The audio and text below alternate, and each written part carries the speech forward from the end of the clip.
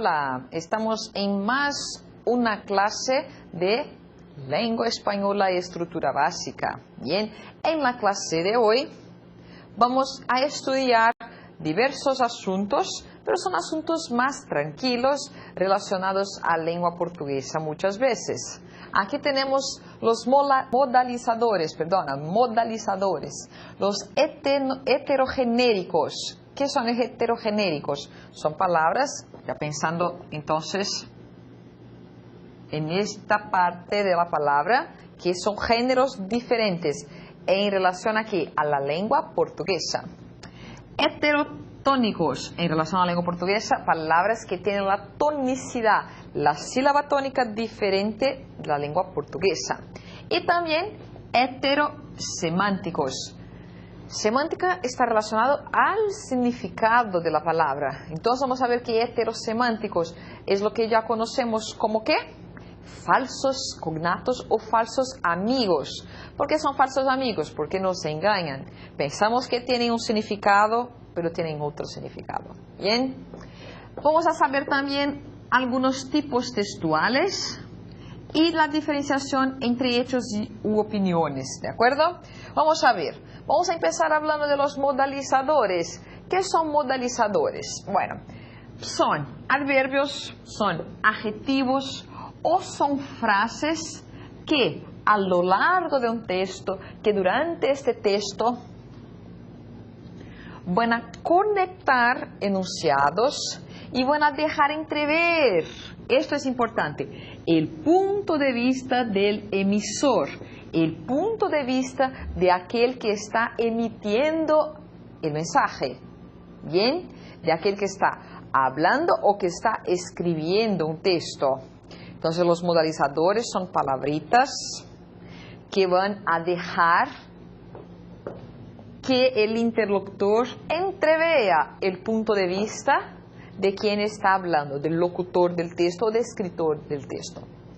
Bueno, el orden de los enunciados, las relaciones de tiempo, de causa o consecuencia de lo que dicen. Entonces, la función, podríamos decirlo así, de los modalizadores es exactamente esa. Dejar expuesto el punto de vista del emisor, el orden de los enunciados, las relaciones de tiempo, de causa o consecuencia de lo que está dicho. Bien. Los adverbios, vamos a estudiar un poquito de los adverbios. Los adverbios suman significados al verbo o le atribuyen una circunstancia. Claro, os acordáis que nosotros tenemos adverbios de tiempo, de lugar, de modo, de afirmación, de negación. Y los adverbios van a tener esta función. A partir de la circunstancia que expresan, estarán exponiendo aquel determinado punto de vista del emisor del texto. Pueden también modificar a un adjetivo o a otro adverbio. Entonces la función de los adverbios es modificar verbo, adverbio o adjetivo. Cuando cambian un verbo, observa, salió rápidamente de la fiesta. Aquí tenemos que el adverbio, rápidamente. Observa que, si yo digo que él salió rápidamente, es según mi punto de vista, ¿de acuerdo? Para mí, aquella manera de salir fue muy rápida. Pero, para quien conoce a él, para quien le conoce a él, va a decir que esta es la manera de que ele ande, bien, porque ele anda muito rápido, então ele não saiu rapidamente, é a forma dele andar, ele anda dessa maneira, vocês entendem? Mas eu deixo claro um ponto de vista, portanto, não é um fato, não é? É sim uma opinião, de acordo? E observem algo mais aqui que nós temos. Rapidamente está relacionado a quem? Está relacionado al verbo. Podemos considerar que rápidamente es la forma con que la persona salió. ¿Cómo salió? Rápidamente. Observe entonces, rápidamente cambia al verbo salir. ¿De acuerdo?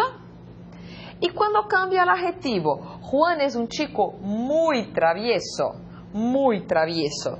Bueno, tenemos aquí un adjetivo, tenemos aquí un adjetivo y aquí en esta parte muy sí es un adverbio que intensifica la idea del adjetivo, travieso. ¿Comprendéis? Y este muy travieso es la idea de quién. ¿De quién está hablando? Es la idea del locutor del texto. ¿Comprendéis? Esta idea que tenemos de modalizadores es la idea, por lo tanto, de aquel que habla, de aquel que se expresa. ¿Bien? Y el uso del adverbio va a cambiar incluso un hecho, ¿de acuerdo? Un fato. Então, a expressão pode ser, sim, modificada a partir de uma opinião. Muito bem. El adverbio, que también puede ser cambiado por otro adverbio, está aquí como en este ejemplo. Caminé muy rápidamente por la calle. Bueno, vamos a pensar. Rápidamente, ya habíamos visto en este ejemplo, que es una forma de hacer algo. Bien, y está relacionado aquí, está cambiando aquí al verbo caminar rápidamente. Bien, entonces rápidamente se relaciona a caminar. Pero con el uso de muy, que es un adverbio, ¿qué estaremos haciendo? Estamos sí cambiando el significado o cambiando, dando una modificación en el otro adverbio rápidamente. ¿Comprendéis eso? Entonces muy rápidamente, así como muy en esta oración cambia travieso, tenemos en esta oración muy que cambia rápidamente, que es otro adverbio. ¿Comprendéis? Entonces, siempre este uso de adverbios en las oraciones, siempre este uso de los adverbios en las oraciones van a cambiar algo, o un verbo, o un adjetivo, o un otro adverbio. Lo importante es que identifiquemos que el uso de adverbios en una oración trae una carga relacionada a aquello que siente, a aquello que quiere expresar el locutor, a aquello que quiere expresar el hablante de la oración. ¿De acuerdo? ¿Está claro eso para vosotros? Muy bien. Aquí entonces vamos a hablar ahora de los heterogenéricos. ¿Qué son heterogenéricos? Ya habíamos visto que hetero, tenemos esta idea, a ver, hetero de diferente. Bien, ¿qué es heterosexual? Aquel que a quien le guste el sexo diferente del suyo. Bien, entonces heterogenérico. Genérico está relacionado al género, ¿Qué es género? Femenino y masculino, ¿verdad? Femenino y masculino. Y así vamos a tener heterogenérico, diferente. Pero en relación a qué? En relación a la lengua portuguesa. Si en lengua portuguesa determinada palabra es femenina, en lengua española puede que sea masculina o lo contrario. ¿Bien? Así tenemos, por lo tanto, la definición de heterogenérico. Vocablos idénticos o muy semejantes en cuanto a la forma gráfica, en cuanto a su significado, bien, en español y en portugués, pero divergen en cuanto al género, masculino y femenino, bien. Um parênteses rapidinho, pessoal. Nós temos aqui o uso desse termo duas vezes, não é? Enquanto. O que significa isso, enquanto? Não é o nosso enquanto eu falo, vocês me ouvem. Não é isso, não é? Isso aí seria outra ideia que nós temos. Esse enquanto traz a ideia de que vocábulos idênticos ou semelhantes enquanto a la forma gráfica, em relação à forma gráfica, em relação à escrita, tá certo? Muita atenção. Vamos ver exemplos. Leche en español es una palabra de género femenino, la leche. Sí, sí, en lengua española sí, la leche. Mientras que en portugués es de género masculino. Nós, na língua portuguesa, tratamos leite como masculino, dizendo o leite e não a leite. ¿Ok? En español, la leche. En español, la leche. En portugués, o leche. Bien, entonces, la leche es una palabra caracterizada como heterogenérica. Además, suelen, ¿qué es eso? Soler. Costuma-se ser heterogenéricas las palabras terminadas en umbre y en aje. La costumbre, observa, la costumbre es una palabra femenina. El viaje es una palabra masculina. Nós temos sempre essa ideia, que as palavras que terminam em umbre são femininas e as palavras que terminam em arre são masculinas. Ok? Diferentemente da língua portuguesa, porque se nós tivéssemos a tradução ao pé da letra, seria o quê? A costume. Sabemos que é o costume. El viaje, em português, a viagem. Então, pessoal, muita atenção no momento de fazer a versão para a língua espanhola, porque muitas vezes nós queremos o quê?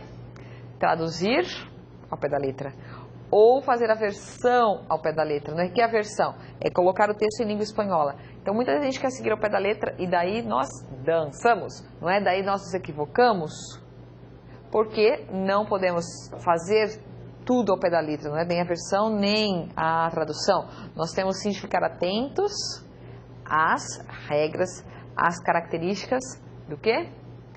Da própria língua, seja a espanhola ou a portuguesa, ou das duas, né? Ou de ambas. Muito bem. E que são heterotônicos? Hetero, diferente, tônico, la tonicidad, la sílaba tónica, por ejemplo. Y así tenemos vocablos semejantes en español, por ejemplo. Y así tenemos vocablos semejantes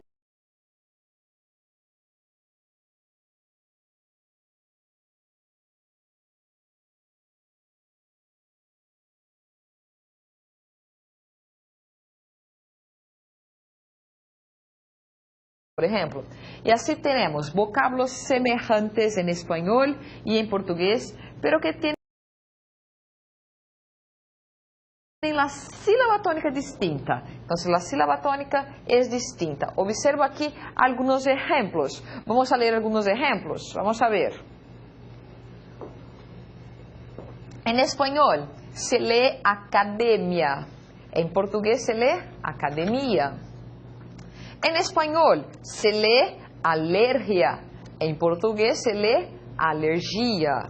Observem a sílaba tônica que está destacada aqui, não é? Anestesia, bueno, observa que anestesia e em português anestesia. Observem que aqui nós temos um erro, não é? Vamos corrigi-lo. Anestesia, essa é a ideia que nós temos aqui na língua portuguesa. Bien? En español, aristócrata. En portugués, aristocrata. Asfixia en español, en portugués, asfixia. Atrofia en español, en portugués, atrofia. ¿De acuerdo? Mucha atención con la lectura o con la pronunciación de estas palabras que son heterotónicas. Bien, mucha atención. Porque hablantes de lengua portuguesa muchas veces son equivocados, bien, en relación a la lengua española, ¿de acuerdo? Ojo entonces, mucha atención con estos usos.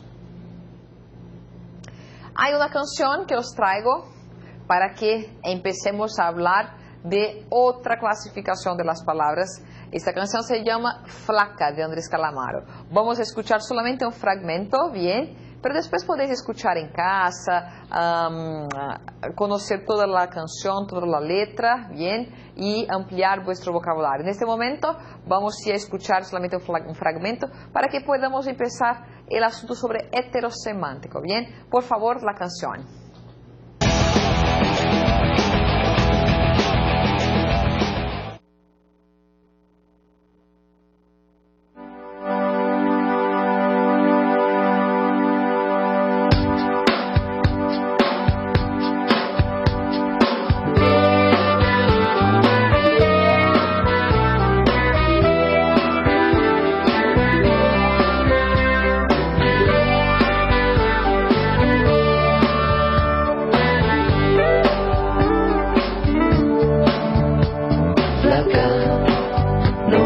claves, tus puñales por la espalda, tan profundo, no me duelen, no me hacen mal. Lejos, en el centro de la tierra, las raíces del amor, donde estaban, quedarán. Entre no me olvides, me deje nuestros abriles olvidados.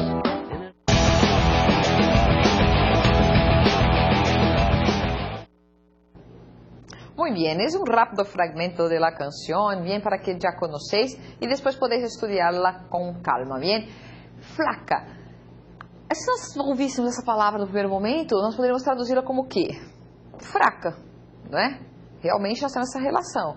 Mas cuidado, nós não temos essa significação para a língua espanhola. Flaca, a gente poderia traduzir como o quê? Como magra, tá legal? Cuidado então, tá? Cuidado, ao pé da letra, fraca não é flaca, se débil, por exemplo, ok? Então, muita atenção com esse rápido exemplo que nós temos, que eu gostaria de dizer que eu gosto, né, de exemplificar com outros tipos de textos, como músicas, textos de literatura, tiras cômicas, etc., para que a gente veja que esse uso é comum em diferentes gêneros textuais. E nós, enquanto professores ou futuros professores, né, em cursos de licenciatura, por exemplo, nós temos realmente de conhecer e explorar diversos gêneros textuais durante as aulas de língua, certo? Para exemplificar também. E assim falamos do quê? De heterosemânticos. Semânticos está relacionado a quê? Está relacionado al significado. Entonces, hetero, significado diferente. Bien. Vocábulos que comparten significados distintos, aunque, es decir, ainda que su forma es idêntica o casi idêntica en dos lenguas. Aquí un poco de historia. La aparición de los falsos amigos, los heterosemánticos, los heterosemánticos, los falsos cognatos, se debe aquí a la afinidad histórica entre el portugués y el español y al proceso diacrónico de establecimiento de la lengua. Es decir, esta parte histórica de la historia de la lengua, del origen de las dos lenguas y la evolución de cada una, van a desarrollar términos que serán llamados heterosemánticos. Es la evolución de la lengua que permite eso, ¿bien? Muy conocidas como que falsos amigos o falsos cognatos, ¿bien? Algunos ejemplos, sí, solamente algunos, ¿bien? Vamos a ver. En español, acordarse significa en portugués lembrar. Por ejemplo, ay, perdóname, no me acuerdo tu nombre. No me acuerdo tu nombre. ¿Qué quiere decir? Eu não me lembro do seu nome, me desculpe. E despertar ou despertar-se em português significa acordar.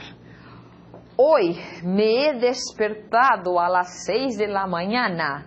Hoy me he despertado a las 6 de la mañana. Bien, en este sentido de acordar, de despertar, tá? No dia.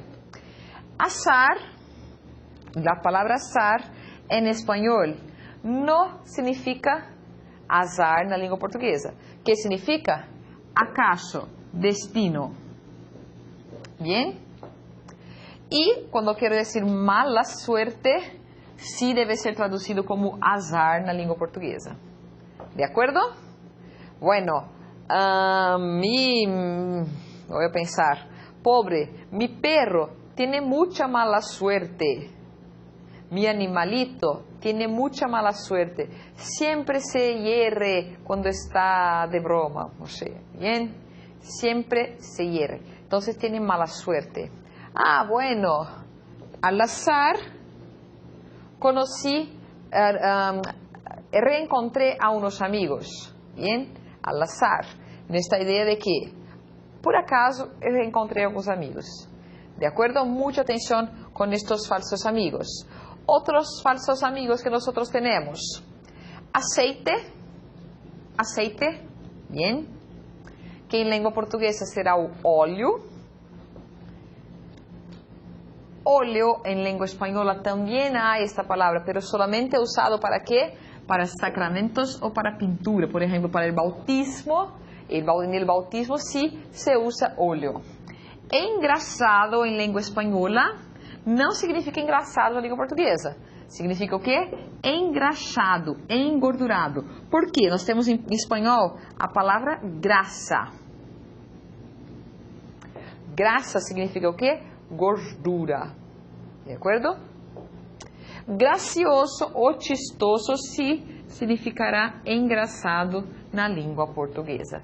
Pessoal, muita atenção com essas palavras, ok? Porque isso aqui realmente é tema de propagandas de escola de idiomas, muitas vezes, não é? E depois isso fica realmente para a história, não é? O que eu vou propor para vocês? Que vocês assistam na internet, façam uma busca, uma pesquisa de vídeos sobre este assunto, falsos amigos ou heterossemânticos, tá legal? Que vocês busquem realmente na internet, façam essa pesquisa, porque temos aí inúmeros vídeos disponíveis gratuitamente que abordam esse assunto, ok? Então, realmente eu proponho que vocês estudem essa questão de falsos amigos com vídeos, porque é muito mais lúdico, e não só lúdico, mas muito mais proveitoso, inclusive, ouvir muitas vezes, né, de forma contextualizada o uso de falsos amigos, do que estudar uma palavra que significa algo em português e que não significa em espanhol, não é? De forma metódica, traduções e etc. Não é? Contextualizada é uma forma muito mais proveitosa, legal? Então fica a proposta para que vocês façam esse estudo em casa também, de acordo? Muy bien. Y ahora os traigo aquí formas básicas del discurso o tipos textuales. ¿Os acordáis? Lo siguiente. Nosotros tenemos en lengua española, en lengua portuguesa también tipos textuales. Bom, primeiro vamos lembrar, nós temos tipos de texto e nós temos gêneros de texto. Nós temos tipos textuais e gêneros textuais. São coisas diferentes? Sim, são coisas diferentes. Nós estamos falando de língua espanhola, mas isso respeita o que nós temos também na língua portuguesa. Legal? Os tipos de texto, que é o que nós iremos ver agora, narración, narración, descripción, exposición, argumentación, são considerados ¿qué? Tipos textuales. Cuando hablamos de géneros textuales, estamos hablando de otra cosa, ¿bien? Estamos hablando, por ejemplo, de tiras cómicas, de letras de música, de un reportaje que está en un periódico, ¿bien? De un artículo de opinión que está también en un artículo, ¿bien? De una carta, de un billete, ¿de qué más? Bueno, hay inúmeros géneros textuales, ¿bien? Entonces, género y tipo de texto son cosas distintas y ahora vamos a hablar de tipos textuales, ¿bien? Vamos a ver. Vamos a empezar hablando de la narración. ¿Qué es la narración? En la narración se presentan hechos reales. Hechos, ¿qué significa esta palabra? Puedo traducirla como fatos, ¿ok? São fatos reais ou fictícios. Entonces, narración va a apresentar-nos hechos reales ou hechos fictícios. Narrar es que contar ou hacer referencia a hechos que suceden o han sucedido en una secuencia temporal. Bueno, entonces vamos a subrayar aquí. Una narración, narrar un hecho, requiere una secuencia temporal. Un antes, un durante, un después. Bien, esta es la idea que trae la narración. Y cuando se narra un texto, se tiene esta idea de qué, de algo que sucede ahora en este momento o que ya ocurrió, que ya ha sucedido. ¿Bien? Y siempre este algo está relacionado aquí a un hecho real o ficticio, pero que vamos a contar este hecho. ¿Bien? Describir. ¿Qué es una descripción? La descripción es utilizada para representar una realidad, una cosa, un objeto, una persona. ¿Bien? Representar con palabras, lógicamente. Describir es representar a personas o cosas por medio del lenguaje, declarando sus distintas características. Por lo tanto, cuando se describe a una persona, a una cosa, a un objeto, bueno, cuando se hace una descripción, se da ¿qué? Características por medio de palabras, por medio de la lengua. ¿De acuerdo? Esto es describir. Y exposición. ¿Qué es exponer algo? Es informar sobre un dado tema, sobre un determinado tema. ¿Informar qué? Es el discurso que pretende informar objetivamente sobre un asunto de modo claro y ordenado. Aquí os pongo ejemplos. Estos ejemplos son caracterizados como ¿qué? Como géneros textuales. Así tenemos noticias, recetas de cocina, manuales de instrucciones que exponen, informan objetivamente una idea. Argumentación. ¿Qué es argumentar? Argumentar es discursar en un texto buscando convencer al lector, al receptor, dando su opinión, su pensamiento, ¿de acuerdo? Entonces, diferentemente de la exposición, la argumentación es subjetiva, ¿bien? Esa es la diferencia. Y expresa y fundamenta una opinión. ¿De acuerdo? Entonces, argumentación tiene características diferentes de la exposición. Una está basada en la objetividad, la otra está basada en la subjetividad. ¿Qué es un hecho? Cuando hablamos de hechos y opiniones. Cuando estamos hablando de hechos, estamos hablando de fatos reais, fatos ocorridos, ou fictícios também, mas são fatos. Tratam de afirmação de um sucesso ou um acontecimento. Muita atenção. ¿Qué es un suceso? Suceso es un falso amigo. Suceso es un falso cognato. Bien, suceso en español significa ¿qué? Significa un acontecimiento.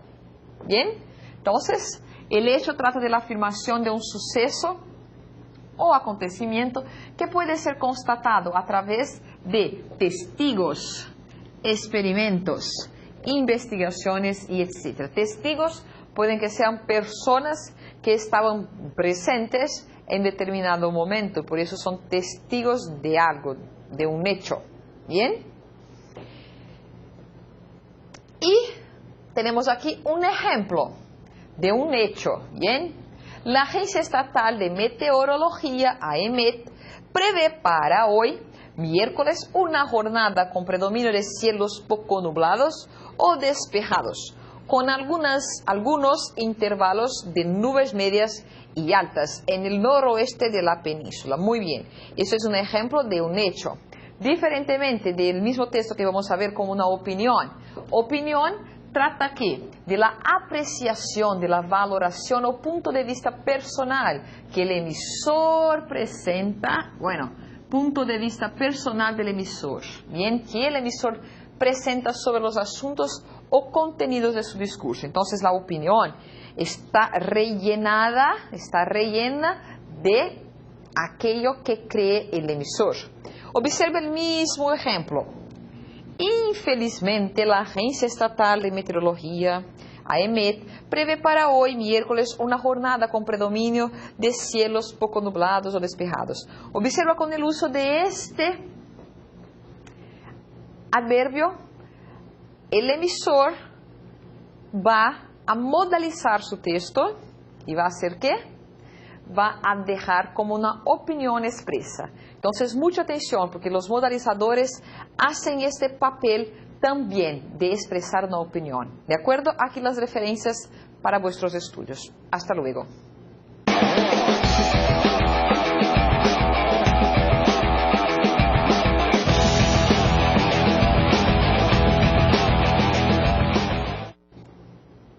Muy bien, ¿qué tal estáis? Vamos a estudiar un poquito nuestros asuntos de heterosemánticos, heterotónicos, heterogenéricos, hablando ahora en una actividad.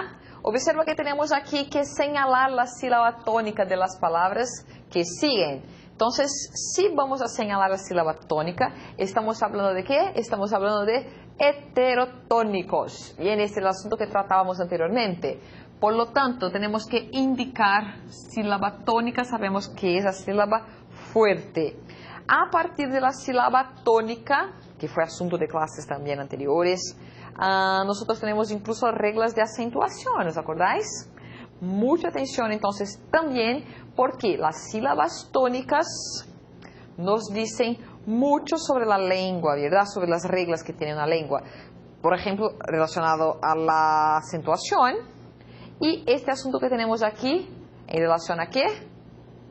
En relación a la sílaba tónica diferente de la lengua portuguesa. Bien, en palabras muy parecidas o semejantes o igualitas muchas veces. Observa, la primera palabra en lengua española, ¿cómo se lee? Taquicardia. Bien, y no taquicardia. Bien, ojo. La segunda palabra en portugués, nível. En español, nivel. Nivel. Inclusive, se nós tivéssemos a palavra nível pronunciada com a mesma sílaba tônica na língua espanhola, nós teríamos essa palavra acentuada. Porque se vocês se lembram da regra de acentuação, nós temos palavras oxítonas, paroxítonas e proparoxítonas, não é? E da mesma forma que a língua portuguesa recebe outro nome, aguda, agudas, graves e lianas, não é? Vocês se lembram? Esdrújulas sobre esdrújulas. Nós temos as palavras lianas ou graves que llevan tilde, que são acentuadas quando são terminadas em vocales, ou melhor, quando não são terminadas em vocales e não são terminadas em NS. Assim, desta maneira, uma palavra que termina em L, se fuera uma palavra esdrújula, ou melhor, se for uma palavra grave, llevaria tilde. Assim tendríamos nível, pero é uma palavra que se lê nivel. Por lo tanto, é uma palavra, a palavra aguda terminada em L. Desta maneira, não lleva tilde, ¿vale? Estereotipo. Estereotipo. Observa la tónica de la palavra diferente también de la lengua portuguesa. Atrofia. En portugués, atrofia. Academia. En portugués, academia. Esta palavra, alguien. Alguien. Observa como se pronuncia. Em português, alguém. A última sílaba é a forte. Em espanhol, alguien.